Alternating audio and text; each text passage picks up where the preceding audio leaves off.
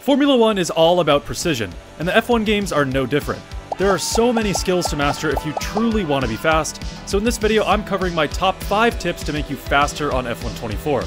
These are all things that I deliberately tried to improve over the years, so they're tested and proven tips. Let's just get right into it. Braking and throttle control is such a vital part of driving quickly, but I see a lot of people make the same mistakes over and over. One of the most important things to do when driving these cars is to blend the throttle and the brake. F1 is all about maximizing even the tiniest of margins, so you want to spend as much time as humanly possible on the gas over the course of a lap. Now obviously you have to brake for the corners, but what I'm talking about is blending. When braking into a corner, I see a lot of people jam the brakes, coast into the corner, and then jam the gas on the way out. This is extremely choppy, not to mention you lose time with this method. The proper way through a corner is to jam the brakes, and as you release the brake pressure, increase the throttle pressure. This allows you to maximize how much time you spend accelerating, therefore shaving time off your lap. Let's look at a few examples. For these next clips, watch the telemetry on the bottom of the screen. The goal with blending the brake and the throttle is to make braking and accelerating one smooth, fluid motion. The smoother you are, the faster you are. It's as simple as that. This smoothness also helps reduce wheel spin and spinning out, as the throttle inputs are much less harsh and sudden. Instead, the throttle is more controlled and consistent. This also applies to high-speed corners. There are so many tracks with high-speed corners that just require a tap of the brakes. In these situations, don't even take your foot off the gas. Instead of releasing the gas fully, tapping the brake, and getting back on the gas, just lift off the gas slightly before tapping the brake. Through high-speed corners like this, your car maintains grip, and it actually maintains more grip if you stay consistent on the throttle, rather than being choppy. Keeping a minimum input on the gas can really help you keep as much speed as you possibly can through a corner. Again, let's look at some examples. Overall, blending the throttle after braking is a really good way to get faster. It might take some getting used to, but just practice. Let yourself be choppy, then smooth, and see the difference. Let yourself put too much throttle down and spin, learning the limit. Experiment with doing this and eventually it'll click for you. I know car setup isn't the most exciting aspect of the F1 games, and it's definitely less sensational than me telling you about braking, throttle control, or overtaking.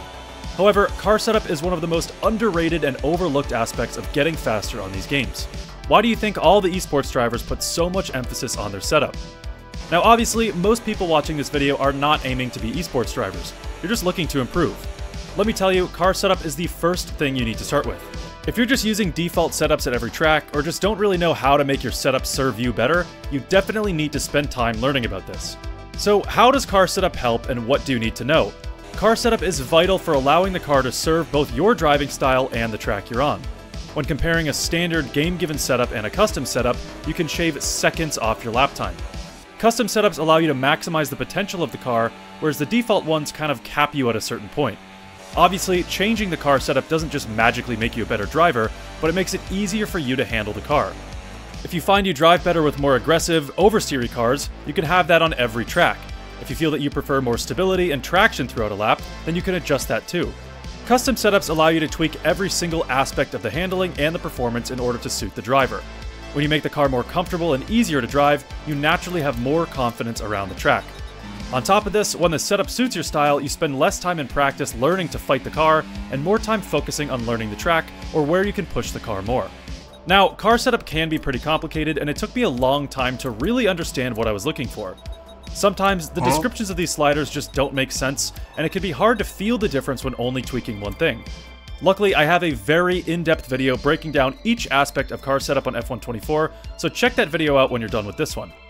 Once you have a little bit more of an understanding of what these categories do to your car, hop into time trials and select a track you're comfortable on. Once on a track, load up the default setup and do a few laps. Don't focus on the timing as much, more so the feeling of the car. Note any understeer, oversteer, or just times where you feel like you're fighting the car. After a few laps, start playing around with the settings. Adjust the suspension to the stiffest or the softest, make the differential completely open or completely locked, just play around. After doing some laps with one setup, switch it around and try to feel the difference through the corners. I know it might be hard to feel at first, but this is such an important thing to practice. After a while, look up a car setup online, or you can check out the ones on my Discord or in my track guides. Load up one of these setups, see how it feels, and adjust little things along the way. Car setup is something that takes a long time to learn and isn't necessarily an overnight fix. However, if you're committed to getting faster on F124, this is an absolute must. The difference between a bad setup and a good one is completely night and day, and it will help you immensely. Another mistake a lot of people make is the smoothness of their steering inputs. Just as a choppy throttle can make you spin, harsh or aggressive steering can do the same thing. Think about driving your car in real life. When taking a turn, you never just yank the wheel left or right. That same thing applies to the game. Just because you're taking corners at a high speed doesn't mean you need to yank the steering wheel. Smoothness is key here. The smoother you are on the wheel, the more in control of the car you are. Watch my steering input from these clips. Into corners, I make sure to keep the steering precise and consistent. Mid-corner, same thing. I keep the steering flowing and never jerk it left or right. Corner exits are the same as well. Smoothly open the steering back up and avoid quickly returning it to the original position. What I notice lots of people doing is super aggressive micro inputs in the steering. In other games that might be fine, but it doesn't really fly on the F1 games. What I mean by this is multiple small, very rapid jerks of the steering wheel that can add up to a larger movement. This is not efficient in any way. It can destabilize your car, upset the balance, and compromise your cornering and corner exits. If you find yourself doing these micro movements when you corner, or are just really choppy, work on your steering. Again, go into time trials on a track you're comfortable on, and just work on smoothly transitioning your steering. I also think tracks with S's can help you get smoother. Silverstone, Coda, Japan, and Australia all have great corners and layouts to practice this smoothness. Again, this will take time and practice to kick a bad habit and develop a good one, but it's definitely worth it and will make you smoother, more comfortable, and therefore faster. Track knowledge is an incredibly important aspect of getting faster. Even with good mechanics and driving skill, that all goes out the window if you don't know the track. At this point, I know so many of these tracks that I feel like I could drive them with my eyes closed. However, even with this knowledge, I still practice and warm up as much as I can before any type of racing. The reason track knowledge is so important is because with a complete memorization of the track, you can start driving subconsciously. You don't need to think so much about the upcoming corner, the placement of your car, braking, accelerating, anything like that. When you get into this flow-like state on a track, it all just comes naturally. Now, I know you can't feel like this for every track because memorizing all of them would be a very time-consuming and difficult thing, so instead, here are a few tips.